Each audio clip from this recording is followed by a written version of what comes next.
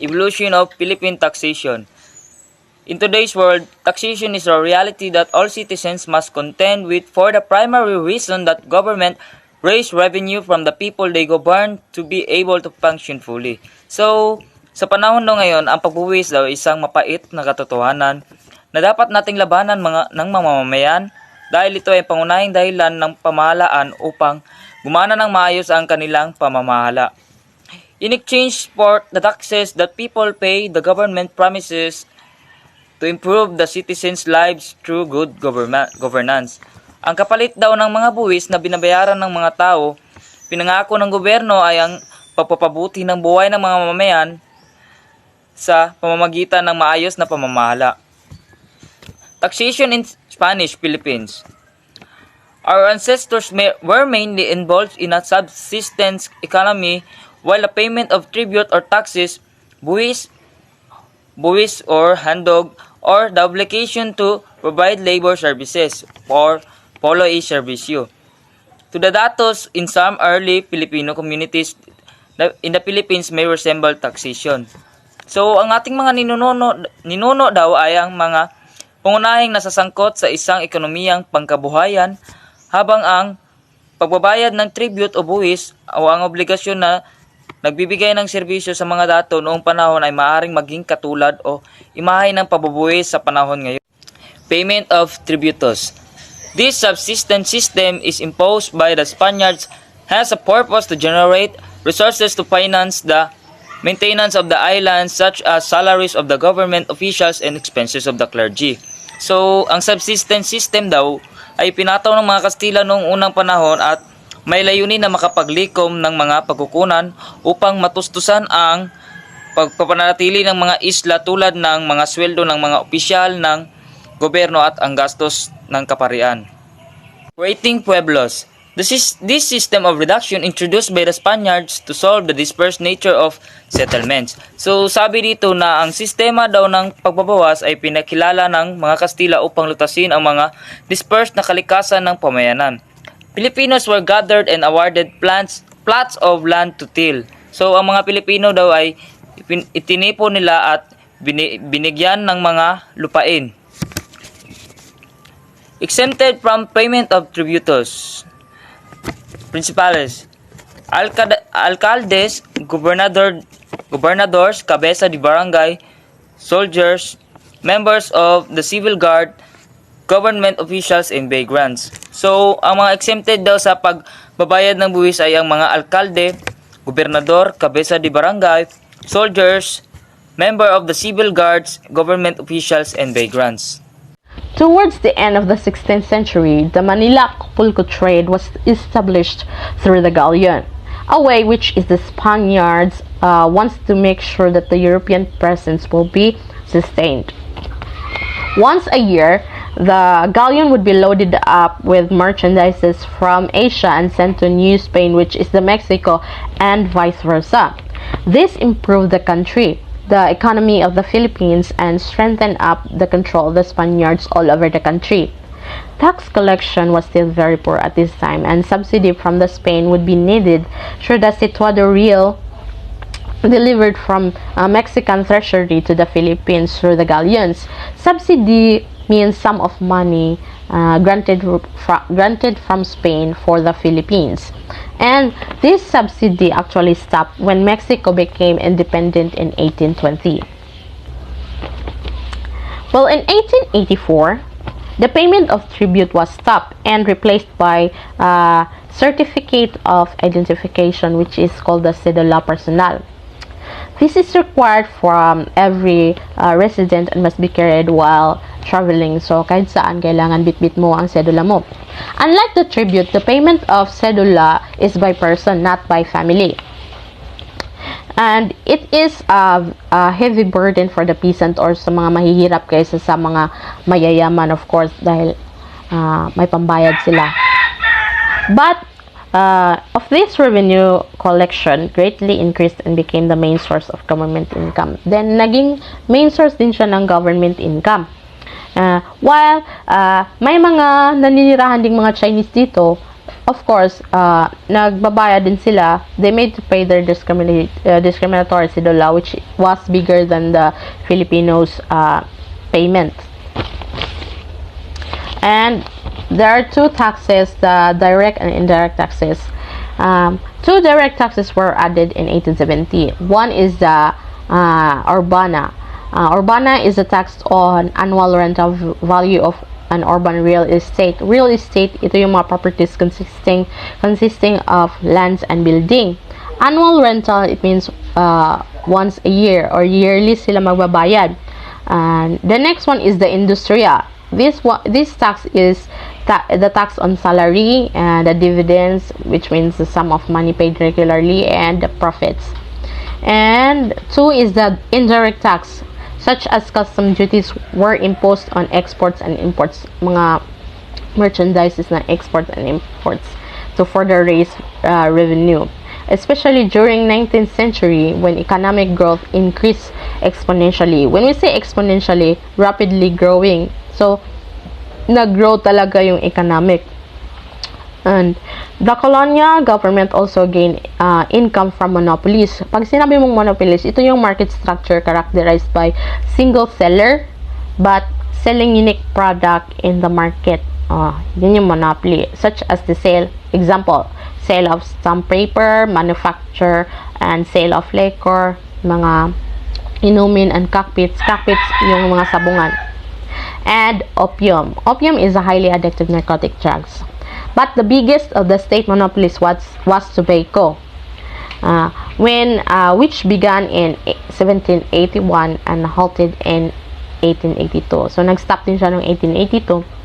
Tapos, only certain areas were assigned to cultivate it. But this monopoly made it possible for the colony dahil nag-create ito ng surplus income that made the country or the colony being self-sufficient without the need of the situadoril. So, hindi na kailangan ng subsidy galing sa Spain kasi na-sustain na yung pangangailangan ng country.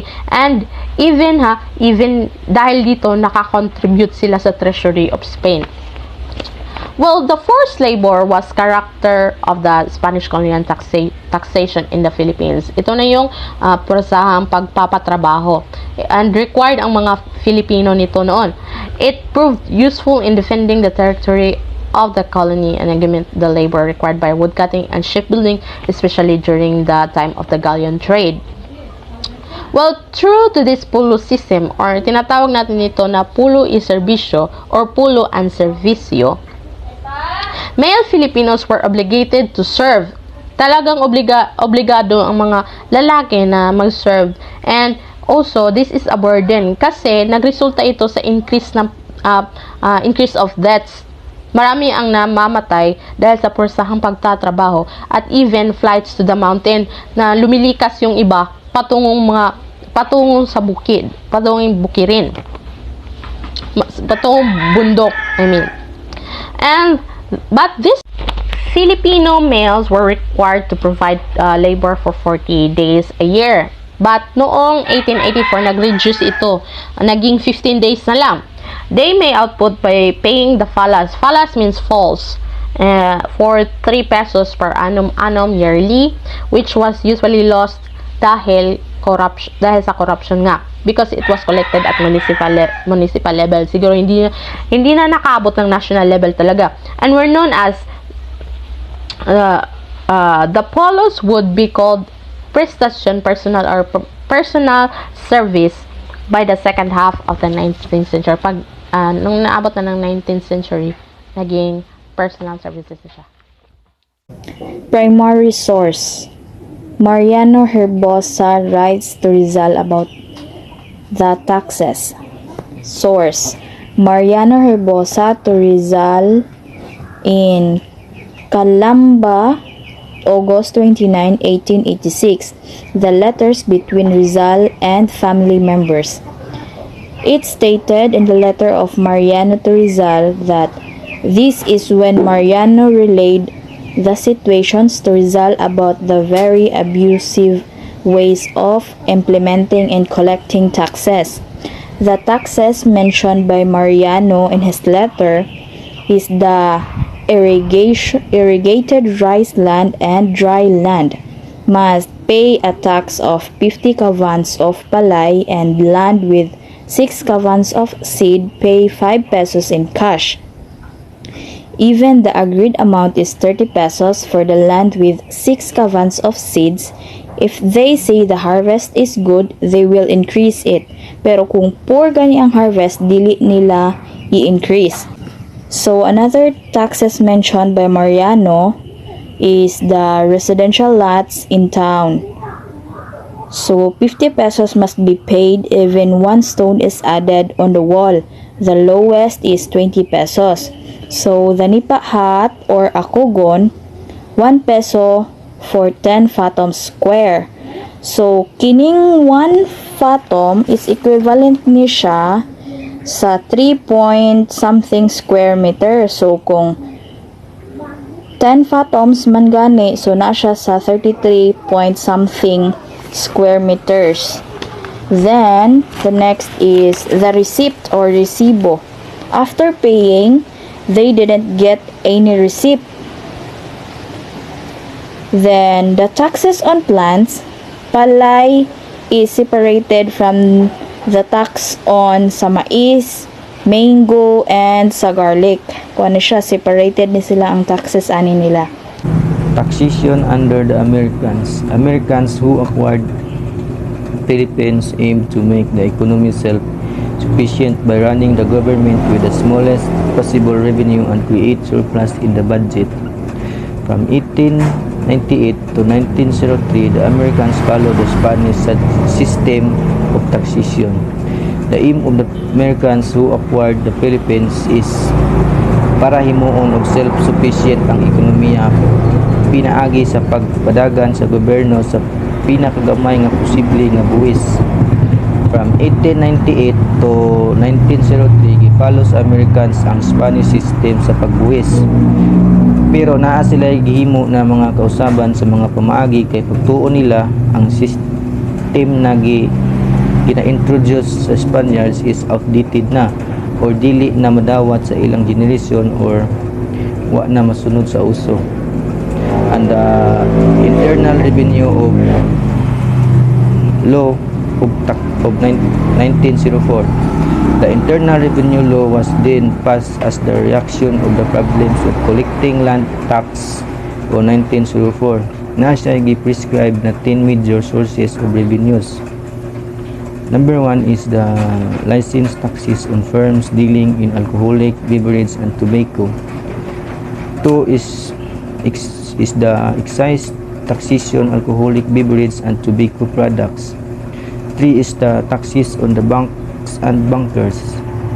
4 document stamp taxes. 5 the cedula. 6 taxes on insurance and insurance company. 7 is the taxes on the forest products. 8 mining concessions. 9 taxes on business and manufacturing. 10 occupational license. And in the 1907, provinces were authorized to double the fee for the cedula to support the construction and maintenance of the road.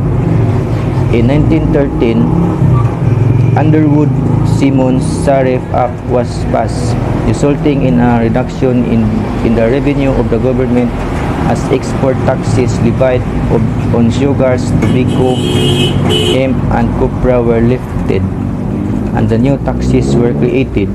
In 1914, income tax was introduced. Income tax is a tax imposed on individuals or entities in respect of the income or profits earned by them. Income tax generally is computed as the product of a tax rate times and taxable income. In 1919, inheritance tax was created. Inheritance tax is a tax paid by a person who inherits money or property of a person who has died. In 1932, National Lottery was established. National Lottery was established to create more revenue for the government. Taxation during the Commonwealth period. New measures and legislations were introduced to make tax system more equitable during the Commonwealth period. Some systems are being changed or being increased, such as the tax rates, net incomes exceeds to 10,000 pesos, and corporation tax rates also increase. And also, another systems are being abolished, the cellular tax, because Manuel L. Quezon believes that it will only suffer the poor. Then later in 1940, the residence tax was imposed. In 1939, the Commonwealth government drafted the National Internal Revenue Code, introducing major changes in the new tax system. One is the normal tax of 3% and the surtax on income was replaced by single tax at progressive state. Then the next one is personal exemptions were introduced. Number 3, corporations income tax was slightly increased by introducing taxes on inherited estates or gifts donated in the name of dead persons. Then the number 4 is the cumulative sales tax was replaced by single turnover tax of 10% on luxurious. 5. Taxes on liquors, cigarettes, forestry products, and mining were increased. Then the last one is the dividends were made taxable. The introduced tax structure was an improvement of the earlier system, but still inequitable. The lower class still felt the burden of taxation. When the World War II reached the Philippines, the Japanese military administration in the Philippines during World War II immediately continued the systems of tax collection introduced during the Commonwealth, but the foreign trade failed. And the main source is the amusements, manufacturers, professions, and business licenses. The expenditure of Japanese military government grew greatly, and they issued military notes to cover the costs of war. Under Marcos regime, a later part of Marcos regime, 1981 and 1985, up to 70% of tax collection is still heavily dependent on indirect taxes growth at average rate of 50% and generated a low tax yield. Tax effect defined as the ratio between the share of the actual tax collection in a gross of domestic product and predictable and taxable capacity was at a low 10% low of 10.7%. Magsaysay Garcia and Macpagal succeeding a presidential. Through the creation of Tax and Commission in 1959 by means of Republic Act 2211, the study of tax structure and policy of the country is to make a way for rigorous and efficient tax collection. Shame post-war fiscal policy remained regressive or characterized by overburdening of the Congress to ensure that tax would not be levied to them who belong to the higher class of the society. From 1959 and 1968, the Congress did not pass a tax legislation despite important changes in the economy. Fiscal policy from 1946 to present. The economic situation was so problematic that by 1949 there was a severe lack of funds in many aspects of governance, such as the military and education sector. The policy allowed for the expansion of a viable manufacturing sector that reduced economic independence and export. Good afternoon, I am Rilid B. Dumaog, and this is my report all about the evolution of Philippine taxation. As Corazon Aquino took the helm of government after the EDSA revolution, she reformed the tax system through the 1986 Tax Reform Program, equity by ensuring the similarity situated individuals and firms better bear the same tax burden, promote growth by withdrawing the modifying taxes that reduce incentives to work or produce, and improve tax administration by simplifying the tax system and promoting tax compliance. So, after sa EDSA Revolution, si Cory Aquino na ang presidente, receive niya ang tax 1988 Tax Reform Program. Ang main nga punto is about sa Valued Added Tax or VAT. A major reform in the tax system introduced under the term of Aquino was the introduction of the Value Added Tax or VAT with the following features. First, uniform rate of 10% on sale of domestic and imported goods and service, and 0% on export and foreign currency dominated sales. So atong panahon nga VAT kay 10% sa bisan unsa nga produkto, either gikan sa atong nasod or gikan sa gawas. And the second is 10% of low or varied rate applicable to fixed tax, 60 nominal rates, advance sales tax or original sale, subsequent sale tax, compensating tax, mailer tax, constructor tax, broker tax, film lessor and distributor tax, excise tax on solvent and matches, and excise tax on proceed video tips. 10% pod sa gahapon sa mga lain-lain nga bayronon nga tax. For example, sale tax, compensating tax, excise tax or uban pa. And the third is 2% tax on entities with annual sale or receipt of less than 500 million.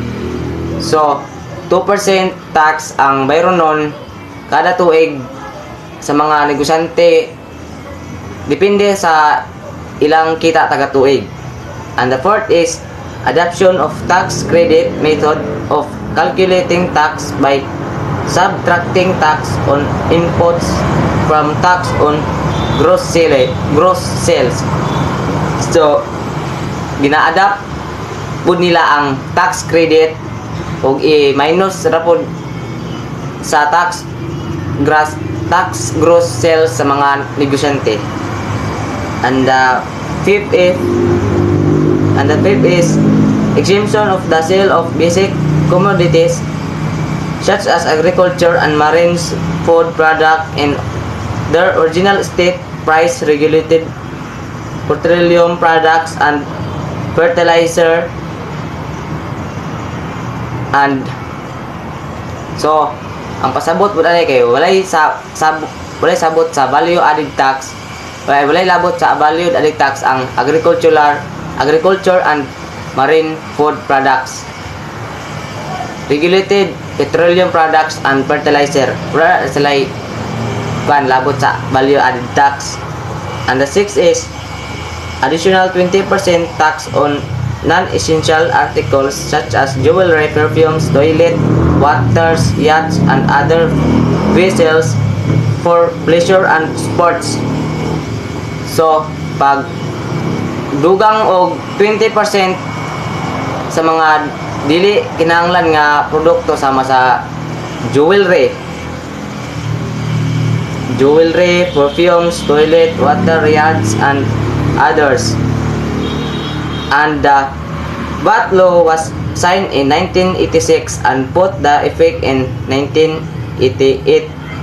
While it was a reliable source of revenue for the government, new tax laws would reduce and reliability as legislative exemption grew. Along with the tax reform came administrative reforms such as the restructuring of Department of Finance and attached agency, the Bureau of Internal Revenue of BIR through the Executive Order 127 tax. Good day everyone, I'm Julian A. Villamino and today I'm going to discuss about the Fidel Ramos administration kung paano niya pinalakad ang buwis ng ating bansa. Along with the tax reform came the administrative reforms such as the restructuring of the Department of Finance and its attached agency, the Bureau of Internal Revenue or BIR through the Executive Order 127. Tax collection and tax audits were intensified, computerization was introduced, and corruption was relatively reduced, which improved the trust in the BIR in general. As a result of the tax reform of the Aquino administration, both tax and revenue effort rose, so meaning hintaas siya, increasing from 10.7% in 1985 to 15.4% in 1992. Greater political stability during the administration of Fidel Ramos in 1992 allowed for continued economic growth. The Ramos administration ventured into its own tax reform program in 1997 through the Comprehensive Tax Reform Program, which was implemented to first, make the tax system broad-based, simple, and with reasonable tax rates. Second, minimize tax avoidance allowed by existing flows and loopholes in the system. Third, encourage payments by increasing tax exemptions levels, lowering the highest tax rates, and simplifying procedure. And lastly, rationalize the grant of tax incentives, which was estimated to be worth 531.7 billion pesos in 1994. The VAT or the value-added tax base was also broadened in 1997 to include services. Through Republic Act 7716, the features of the improved VAT law were as follows. First, restore the VAT exemptions for all cooperatives, agricultural, electric, credit or multi-purpose and others, provided that the share capital of each member does not exceed 515,000 pesos. Second, expanded the coverage of the term simple processes by including broiling and roasting, effectively narrowing the tax base for food products. Third, expanded the coverage of the term original state by including molasses. Lastly, there is an exempted from the VAT and it includes the following. First, importation of meat. Second, sale or importation of coal and natural gas in whatever form or state.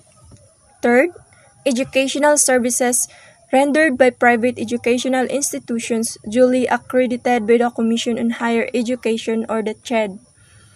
Fourth, house and let and other residential dwellings valued at 51 million and below, subject to adjustment using the Consumer Price Index or the CPI.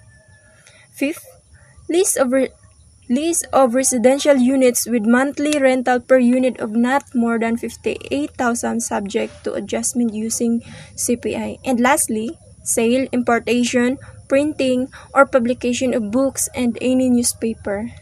Estrada's to Arroyo's administration. President Joseph Estrada's term was too short to constitute any change in the tax system. Throughout another EDSA revolution, the Vice President Gloria M. Arroyo swept the power as the president. She undertook increased government spending without adjusting tax collection, and which leads to a result of large deficits in 2002 to 2004. 2005, EVAT expanded value added tax was signed into law as Republic Act 9337. 2006, the VAT tax rate was also increased from 10 to 12%. Estrada's to Arroyo administration. Since Estrada's short term is unable to cope up with any changes in the tax system, the VP Gloria M. Arroyo was automatically elected in presidency because that's the law. Her tax system was different from the previous administration. That's why in 2005, the EVAT was successfully passed by the Congress, wherein there was an income tax on the sale of goods and services. And for the imported goods into the Philippines, in 2006, the percentage of VAT was increased from 10% to 12%.